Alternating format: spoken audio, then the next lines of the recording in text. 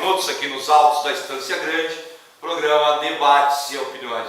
Nós estávamos aí ouvindo Armandinho, um reggae aí para amenizar aí e dar um novo ar, né, de meditação, e que os nossos espíritos fiquem um pouco mais ou menos indignados, né? Mas não podemos acabar com a nossa indignação. Nossa indignação ela tem que estar sempre viva para que a resistência seja garantida.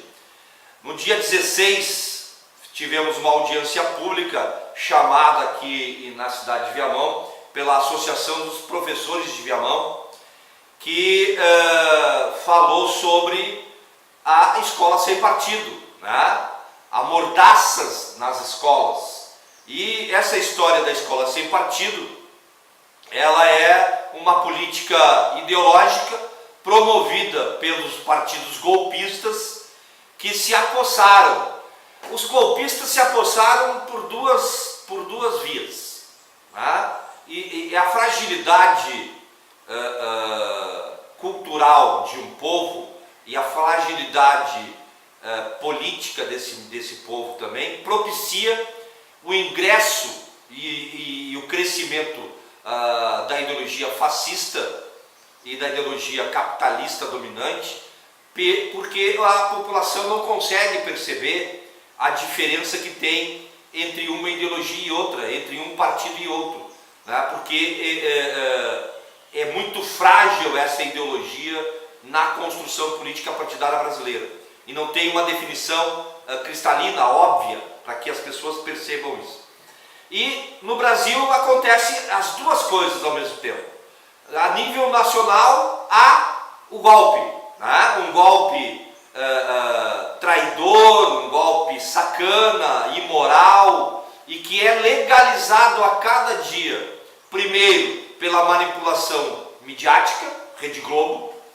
Segundo, pela legalização judiciária, né, de que, quando lhe interessa, encaminha as decisões para os legislativos, e o que aconteceu ontem no Rio de Janeiro é uma verdade disso, aonde que a Assembleia Legislativa do Rio de Janeiro não permitiu a prisão de seis ou sete deputados que estão envolvidos em crimes naquele estado, de corrupção e crimes muito mais além do que isto, e de que não vão ser condenados, não vão ser processados porque têm imunidade parlamentar.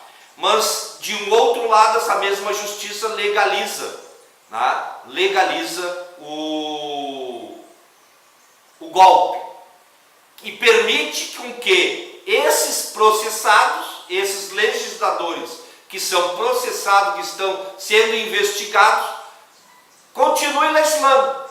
Há uma grande incoerência nisso. E isso eu chamo de legalização golpista, que também tem indivíduos do Poder Judiciário muito envolvidos nisso. E então, para falar sobre isso, a outra parte, né, é a parte democrática, que aqui na cidade de Viamão, em Porto Alegre, elegeram prefeitos desta mesma linha golpista, tá? E continuam fazendo por dentro dessa legalidade os seus golpes. E a escola sem partido é mais um golpe, que a partir da constituição de maiorias legislativas, eles golpeiam a população, impedindo com que se discuta assuntos como a questão do gênero, né, que a gente já falou aqui. Então a gente vai ouvir um pouco desse áudio, né, ver se eu consigo passar para os nossos ouvintes aí um pouco desse áudio que a gente teve na Câmara agora no dia 16. Ontem, anteontem. Disso são os potenciais inimigos e sujeitos à perseguição e violência. A liminar do STF, que eu já mencionei aqui, suspendeu a lei municipal do município de Paranaguá, no Paraná, que vedava o ensino sobre gênero e orientação sexual, bem como a utilização desses termos nas escolas. O parecer apontou que a lei comprometia o papel transformador da educação e ainda denunciou a utilização do aparato estatal para manter grupos minoritários em condições de invisibilidade e inferioridade. Por meio de uma regulamentação que viola o direito de todos os indivíduos a registro feito pela organização não governamental Transgender Europe, que monitorou de 2008 a 2016. É muito grave um projeto de lei dessa natureza, nessa realidade que a gente vive no nosso país. A proibição da abordagem desses temas viola a Lei Maria da Penha, que prevê textualmente a promoção de programas educacionais que disseminem valores éticos de irrestrito respeito à dignidade da pessoa humana, com a perspectiva de gênero, de raça e etnia. E no inciso 10º, essa Lei Maria da Penha diz: o destaque nos currículos escolares de todos os níveis de ensino para os conteúdos relativos à intrafamiliar. 10% das notificações são de abuso sexual e 13% de violência física, todos no ambiente intrafamiliar. Agressões geralmente cometidas por pais e padrastos que impõem sua autoridade sobre a vítima. Aquele slogan deles, meus filhos, minhas regras, desconsidera que as crianças sofrem violência e as mulheres sofrem violência dentro dos seus lares. A escola faz parte da rede de proteção à infância e à juventude. A escola, de acordo com o Estatuto da Criança e do Adolescente, tem que ser vigilante em relação à negligência que as famílias cometem com as crianças. Se esses pais agressores puderem denunciar anonimamente os professores que tenham projetos de lei violam acordos internacionais dos quais o país é signatário e que poderá vir a sofrer sanções se violar esses acordos. Esse projeto de lei, como os demais, considera o aluno como audiência cativa, desprezando o acúmulo de conhecimentos do campo educacional, que apontam a capacidade reflexiva dos estudantes e a centralidade da sua ação nos processos de aquisição de conhecimentos. Os projetos de lei desvalorizam a especificidade dos conhecimentos dos educadores e a sua qualificação para o exercício profissional. E pretendem, na verdade, banir do espaço escolar a discussão de temas fundamentais da vida social.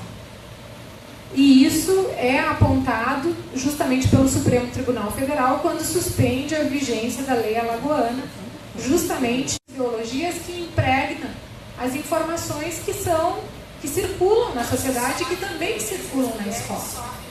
Justamente para que os estudantes possam ter uma visão crítica sobre as informações e perceber as ideologias que as informações carregam.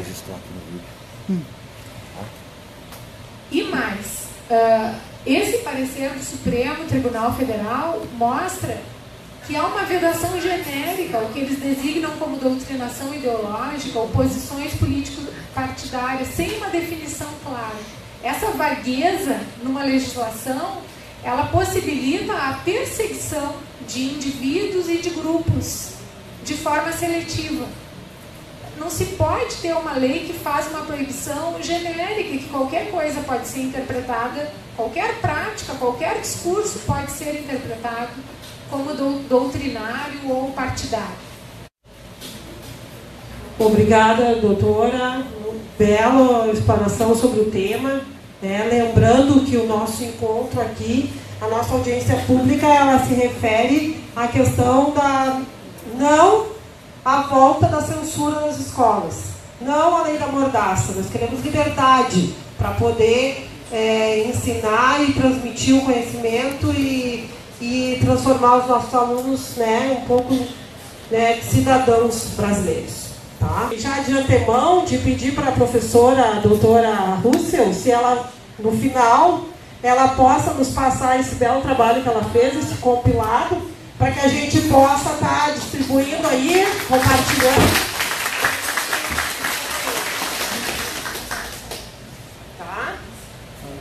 membro da Comissão de Educação e Cultura da Câmara de Vereadores, ex-secretário municipal de Educação de Porto Alegre e integrante do programa Escola Cidadã. Por vocês, Sofia.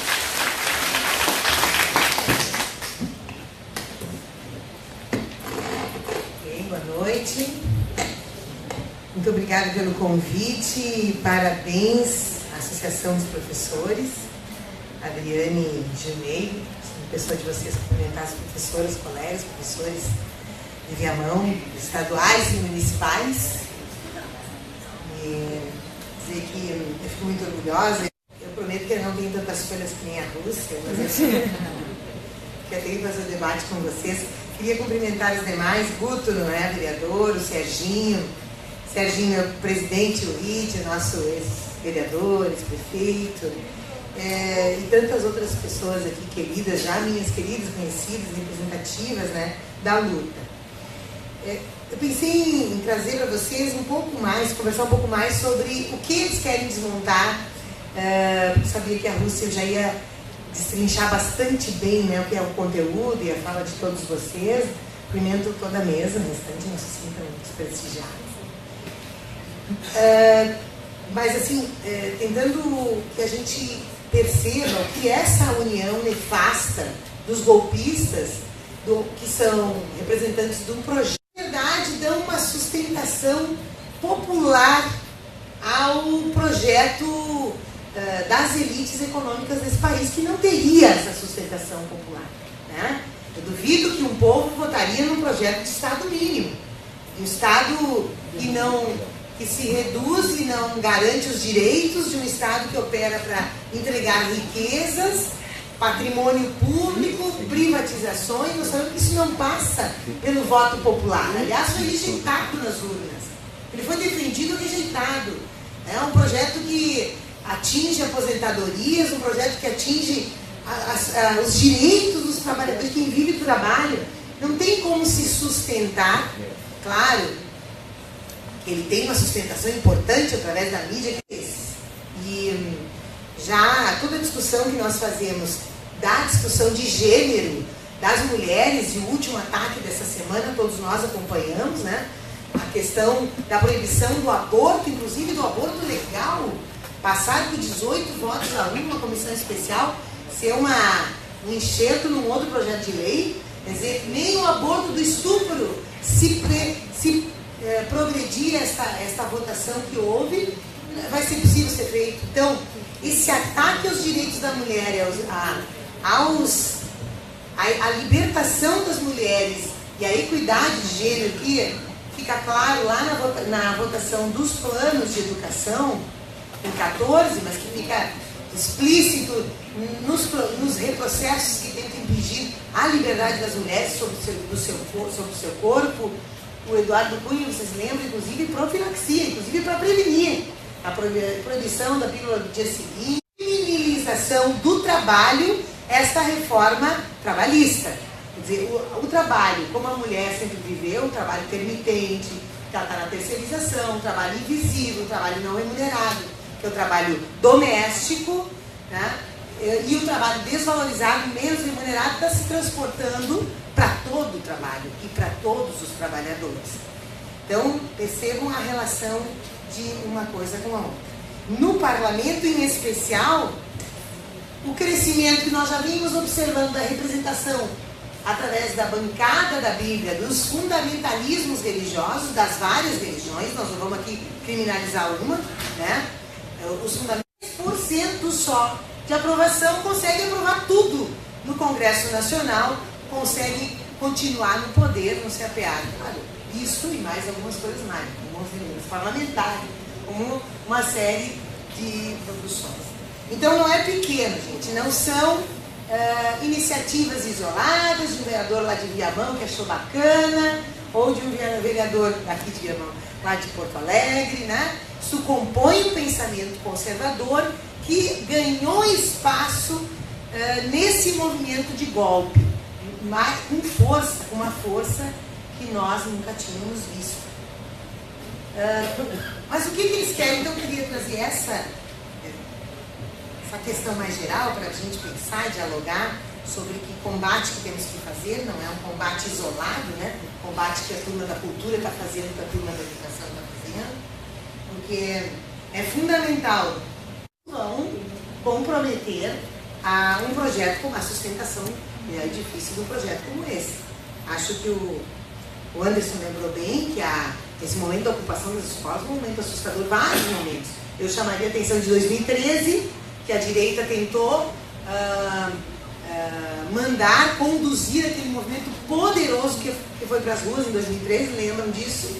Massa que nós nunca vimos e que, infelizmente, nós, das esquerdas todas, não conseguimos dar vazão, e aí a grande responsabilidade também para quem estava no governo, né, que até tentou alguns movimentos, mas a direita tentou conduzir aquele movimento. Todas essas indicações, a demarcação de terras indígenas chegando na bancada, essas questões todas dos avanços, acho que a Rússia traz bem, da transformação da sociedade, porque com os ventos de democracia, empoderamento dos excluídos por tantos anos, as mulheres, os negros, negras, LGBT, o movimento LGBT.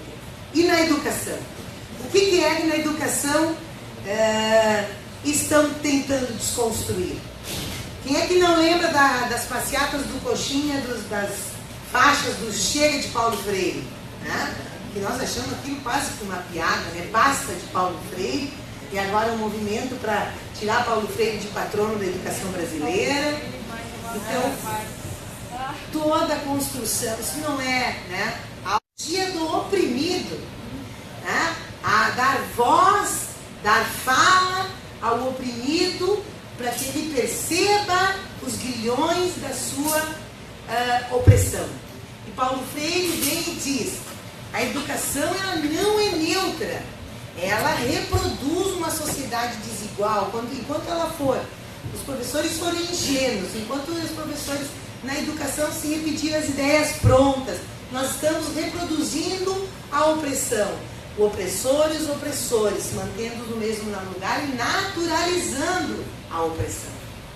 A pedagogia da pergunta, Paulo Freire dizendo que nós não temos que dar respostas nas escolas, a ideia da história já contada como pronta, a história da educação bancária, que o aluno é o que eles chamam de um estudante, é um público cativo, eles têm uma classificação de frágil, né? É frágil em uma outra palavra, então o que ele está ali, está recebendo e é ideologizado, né? Então, Paulo Freire, ele veio dizer, não, o aluno não é uma tábua rasa, ele não é um depósito que tu vai lá e deposita, veio libertar este estudante e elevá-lo à condição de sujeito, né? Sujeito da sua aprendizagem. Então ele tem pensamento, ele tem fala, ele tem que ser respeitado. Então eles usam exatamente uma ideia que é a nossa, que nós já desconstruímos, exatamente trata desses grupos que se querem visibilizar, normalizar, criminalizar. Né? A libertação das mulheres, a libertação dos homens, a libertação das diferentes culturas, a possibilidade de viver as diferentes culturas, a libertação da população LGBT. Eu hoje ouvi ainda um vídeo, né, de alguém fazendo um debate, que eu não sei bem quem é, como se fosse possível influenciar a orientação sexual de alguém. E aí ele dizia assim, se isso fosse verdade, não existiria a população LGBT, porque não existe nenhum estímulo à homossexualidade na nossa história, ao contrário, a norma é a heterossexualidade, né? E todo estímulo, toda influência é para ser hétero. Então, se fosse possível influenciar, seria realmente praticamente impossível alguém ser gay ou lésbica nesse país, vamos combinar, né? Mas os grandes sindicatos estaduais, municipais, as nossas práticas nos municípios que fomos ganhando espaço de uma escola libertária, me lembrava, Estela, aqui, né, da gestão democrática da educação, para garantir exatamente desde a sala de aula, na relação professor-aluno, até o sistema, que este aluno de fato seja um sujeito, que seus pais também sejam sujeitos, que os professores e professoras sejam sujeitos, produtores de conhecimento e não aplicadores de algo pensados pelo sistema. Então, a gestão democrática da educação está sendo atacada frontalmente desde a sala de aula, desde a fala do professor, a autonomia pedagógica do professor. Aqui em Viamão, acabaram com a eleição de diretores, né? Os professores e as professoras. Porque não é porque a gente está numa democracia que os professores vão se transformar em sujeitos democráticos. Não é porque se elege direção que a gente se transforme. Só práticas democráticas e processos democráticos é que nos transformam. E que vão construir sujeitos, homens e meninas, democráticos, igualitários, sem preconceito. Esta vivência na escola de pluralidade, de democracia, ela é transformadora. E é isso que se quer cercear. Então e a EJA é uma das primeiras a ser atacada, né? Porque a EJA foi talvez das modalidades de ensino que mais trabalhou Paulo Freire, que mais incorporou, por ser uma modalidade recente, né, a pesquisa. Seria todo um processo de exploração, toda uma autoria do trabalhador, a força do trabalho, representava o seu alimento na mesa. Então, Paulo Freire, golpe de 64, teve que sair do Brasil, né? Porque, imagina ensinar a alfabetizar com a leitura do mundo. E agora nós estamos no golpe de 2014, 15, e aí quer extirpar Paulo Freire, não basta ter tirado fisicamente, extirpar dos currículos, tirar dos processos educacionais.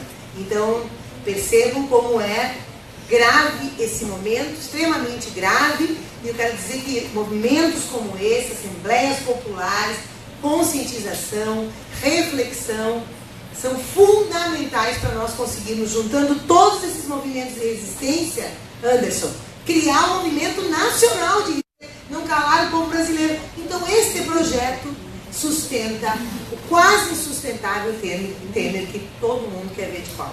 Então, nós temos que enfrentar esse projeto, não podemos nos dar o direito de estar apáticos desse jeito. Então, esses momentos são fundamentais para criar essa energia de reação. Vamos reagir, gente, que a história do Brasil é... Obrigada, Sofia.